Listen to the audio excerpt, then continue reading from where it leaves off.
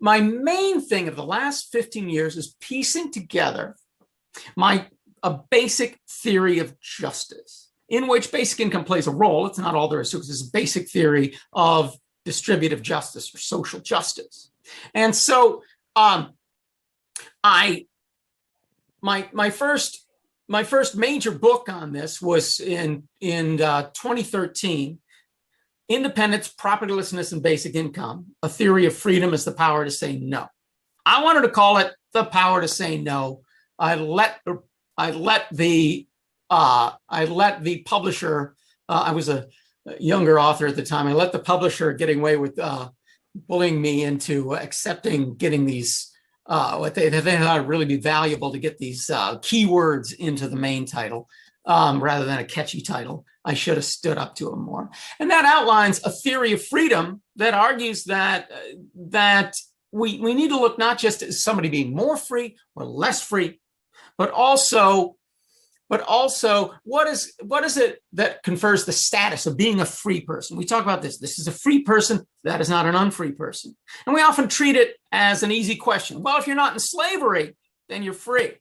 Well, a lot of slaves at the end of the Civil War said, no, this is not enough. We are still not free people.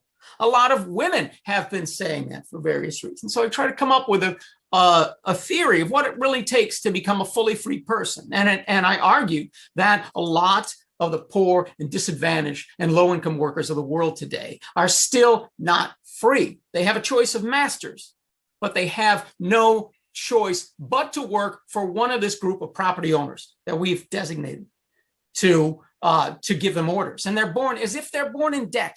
They are born with assuredly they will give their labor to someone who owns property. That's what I argue in this book, and that we need to end this. And of course, and then I connect this with support for basic income. I look how it relates to other theories of justice, including property rights-based theories or liberal egalitarian theories such as Rawls and many others. And I look at duties. I also look at, well, what if we have a duty to contribute? And I said, well, if we have a duty to contribute, we've got to do that an awful lot more equally we do now, where somebody else gets to fulfill their duty by being a supermodel and getting paid millions of dollars to stand there and take their picture, whereas I'd be perfectly happy. Another guy would be perfectly happy to have his picture taken for millions of dollars, but instead he has to wash dishes for 8 hours a day, 6 days a week or something like that to earn a poverty wage. So I argue that if we're going to have duties, we really have to do equally onerous duties. And we should really minimize the duties. If we don't need to impose a work requirement, we shouldn't. We should get people to do it voluntarily by paying them decent wages. And if we do need to impose it, we need to impose it equally on everyone, equally onerous duties on every single citizen, which we certainly don't now. So even if there are duties of contribution, it does not make a good argument against basic income.